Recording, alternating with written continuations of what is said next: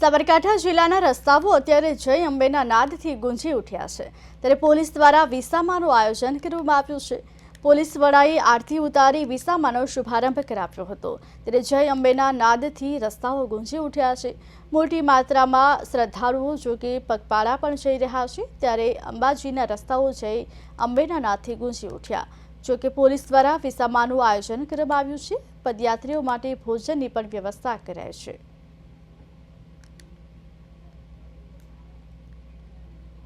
સમાચારમાં આગળ વાત કરીશું તો સુરતથી સમાચાર। સુરતમાં ગણપતિ વિસર્જનને લઈ પોલીસ તંત્ર સજ્જ।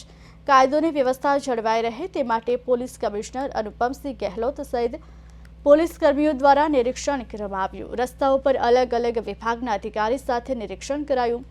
ડુમસ અને હજીરા ખાતે મોટી મૂર્તિઓ અડચણ ન થાય તેની પણ કાળજી રાખવામાં આવી।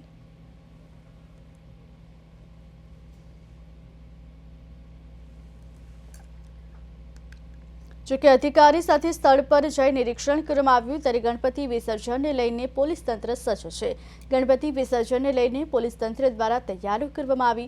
કમિશનર સહિત પોલીસ અધિકારીઓ પણ પહોંચ્યા હતા અને નિરીક્ષણ કર્યું હતું। અધિકારીઓ સાથે સ્થળ પર પહોંચી નિરીક્ષણ કરવામાં આવ્યું, ત્યારે ગણપતિ વિસર્જનને લઈને પોલીસ તંત્ર સજ્જ છે। પોલીસ કર્મીઓ દ્વારા નિરીક્ષણ પણ કરવામાં આવ્યું।